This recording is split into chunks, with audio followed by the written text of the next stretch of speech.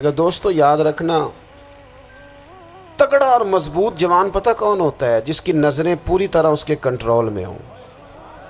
یہ علامت جوانی ہے۔ جس آدمی کا پوری طرح، دو لوگ دنیا میں کبھی کوئی کارنامہ سر انجام نہیں دے سکتے، ایک جو حرام کھاتا ہو، ایک جس کی نظر ناپاک ہو۔ محمد بن قاسم جب یہاں آئے تھے نا، تو ایک دن بڑے پریشان تھے، تو ایک بزرگ کہنے لگے آپ کیوں پریشان ہیں؟ کہنے لگے راجہ دہر سے مقابلہ ہے اور ہماری فوج تو سندھ کے رستے بھی نہیں جانتی، زبان بھی نہیں جانتی، لڑیں گے کیسے؟ 2-4 دن کے بعد ان بزرگوں کی دوبارہ محمد بن قاسم سے ملاقات ہوئی تو بڑے خوش تھے۔ کہا اب آپ کیوں خوش ہیں؟ کہنے لگے وہ میرا مقابلہ نہیں کر سکتا، میں نے تحقیق کر لی ہے۔ کہا کیوں؟ کہنے لگے نظر کا گندہ ہے، اور جو نظر کے گندے ہوتے ہیں وہ میدانوں میں ٹھہرا نہیں کرتے۔ میدان کے لیے نکلنے کے لیے پاک جوانی کی ضرورت ہوتی، تطہیر مزاج ہونا ضروری ہوتا ہے، پاکیزہ افکار اور سچی اور سچی ستھری سوچوں کا ہونا ضروری ہوتا ہے۔ اس لیے فرمایا کہ میرا مقابلہ نہیں کر سکتا۔ حضرت عبداللہ ابن حذافہ کمرے میں تھے، تو وزیر کی بیٹی اندر سجی سنوری پہنچ گئی۔ جیسے ہی آپ نے اس کفر کی چال کو دیکھا تو تیمم کر کے نفل شروع کیے۔ وہ ساری رات بیٹھی رہی، رب کا بندہ ساری رات عبادت کرتا رہا۔ عبادت بڑا سہارا ہے، مصلی بڑا سہارا ہے اللہ کے بندوں۔ صبح دروازہ کھولا، وزیر نے اپنی بچی سے پوچھنا چاہتا تھا رزلٹ کیا نکلا، تو وہ کہنے لگی پیچھے ہٹ جا، اب تیرا میرا تعلق کوئی نہیں، میں نے نبی پاک کا کلمہ پڑھ لیا۔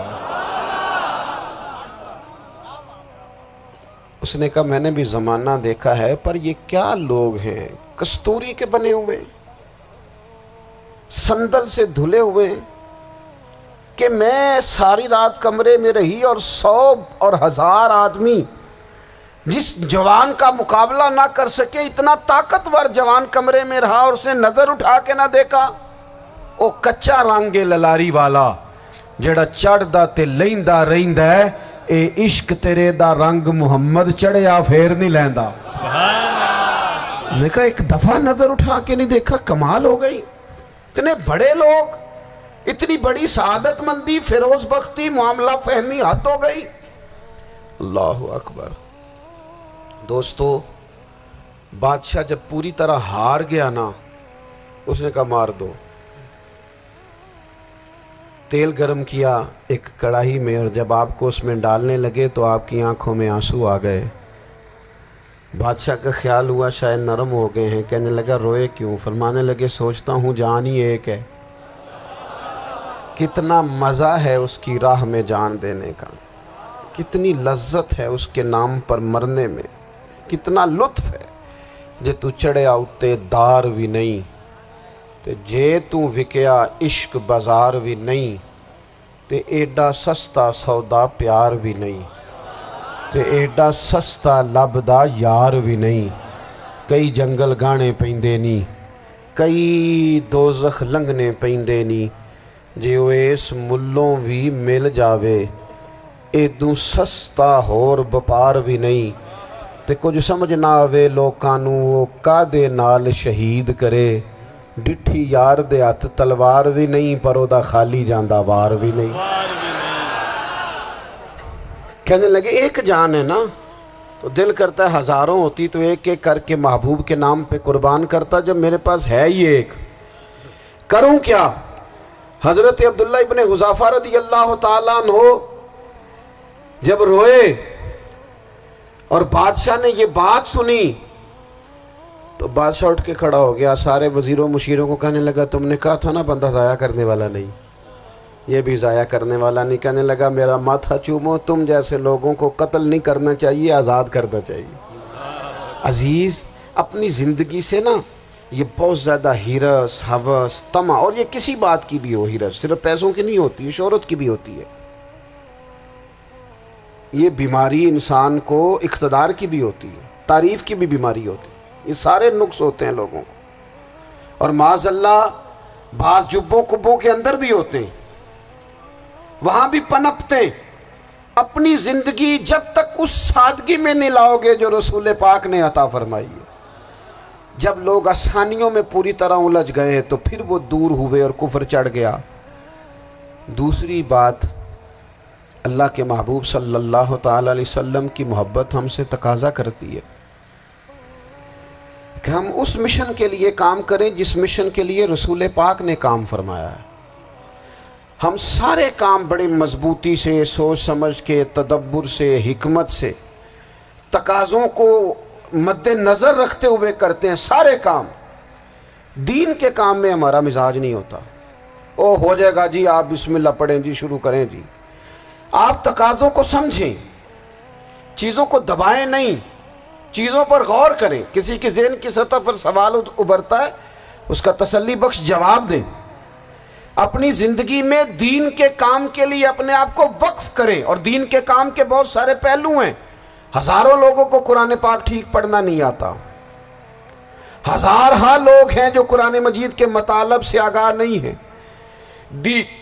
دین کی بنیادی ضروریات سے لوگ نابلد ہیں۔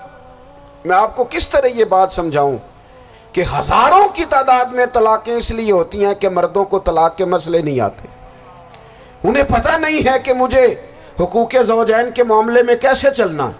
ڈھیر سارے گھروں میں تباہی اس لیے ہے کہ تربیت اولاد کا دینی منہج ہمیں نہیں پتا۔ اپنا حصہ ملائیں دین کے کام میں۔ ایک آدمی کو اگر تو نمازی کرنے میں کامیاب ہو گیا، تیری زندگی بدل گئی۔ وہ دین بیزار لوگ جو ہمارے بیچ بیٹھ کے ہماری نوجوان نسل کو پگڑی اور داڑھی کا نام لے کے بنیادی طور پر دین سے دور کرتے، ایسے نوجوانوں کو دین کا پیغام محبت دے کر دین کے قریب کرنا ہماری ڈیوٹیوں کا حصہ ہے۔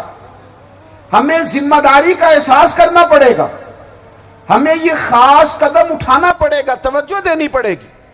مساجد، مدارس، میں آپ سے عرض کروں، اتنی ڈٹ کے مخالفت ہوتی ہے نا مدرسوں کی، اتنی ڈٹ کے۔ میں ادارہ چلاتا ہوں، اس کے چلانے میں جو مشکلات ہیں وہ تو ہم بتا نہیں سکتے آپ کو، اس لیے کہ میری قوم، میرا اس قوم سے تعلق ہے جو نعت خواں امیر کرنا چاہتی ہے، مدرسے نہیں۔ ہاں، نقیب خطیب پیدا کرنا چاہتی ہے، شعر و شاعری کی زندگی کو پروان چڑھانا چاہتی ہے۔ فقط ہمارا ان لوگوں سے تعلق ہے جو لاکھوں کروڑوں روپیہ محافل پہ لگائیں گے، اور قاری صاحب بیچارے اگر مسجد کا کوئی ہونے والا کام کسی وقت بتا دیں گے تو وہ بڑی مشکل آ جائے گی ان کے لیے۔ یہ کیسے ہو سکتا ہے، آپ نے یہ ڈیوٹی بتا دی۔ مدارس، اور جتنا اہم رول دین کو پھیلانے میں مدارس اسلامیہ کا ہے، اتنی زبردست، لوگوں کا خیال ہوتا ہے میری طرح کے لوگ شاید کام کرتے ہیں، ڈیوٹی کرتے ہیں۔ یہ 10-15 لوگ آپ کو نظر آتے ہیں جو آپ کو کہیں میڈیا پر یا ادھر ادھر ڈیوٹی کرتے، مخلص لوگ اپنی جگہ پہ، وہ بھی بڑا ہی کام کر رہے ہیں، جو میڈیا پہ آ کے بھی اخلاص سے اور درد دل سے کو دین کی، ان کی بھی کسی بات کی حوصلہ شکنی نہیں۔ لیکن ہزارہا اساتذہ جو مدارس میں بیٹھ کے پڑھاتے ہیں، جنہوں نے وہ سارے لوگ تیار، آپ سمجھ نہیں سکتے کتنا بڑا کام۔ حفظ کا استاد جو ہوتا ہے نا، اس کی ڈیوٹی 24 گھنٹے ہوتی ہے، فجر سے پہلے، اور اس نے بچوں کو اٹھانا۔ تنخواہ تو ہم انہیں دینا نہیں نہ چاہتے جی، تنخواہ نہیں دے دی انہوں نے، ہمیں مولوی امیر نہ ہو جانا۔ مولوی نو تے سوٹ بھی 27ویں والی رات دے ہے تاکہ کدھر سوان کے عید والے دن پا نہ لوے، چونکہ 27ویں تو بعد تے درزی پھڑتا ہی کوئی نہیں، کیوں حضرت؟ ایسے ہی ہے نا، اس وقت تو نہیں نہ لیتا۔ تو ہم چاہتے ہیں مولوی ہماری مرضی کے ہماری طرح کا سوٹ نہ پہن لے۔ مدارس کی مضبوطی، آپ یہ دیکھ لیں، یہ صلاح الدین ایوبی کا تعلق بھلا کس چیز سے تھا؟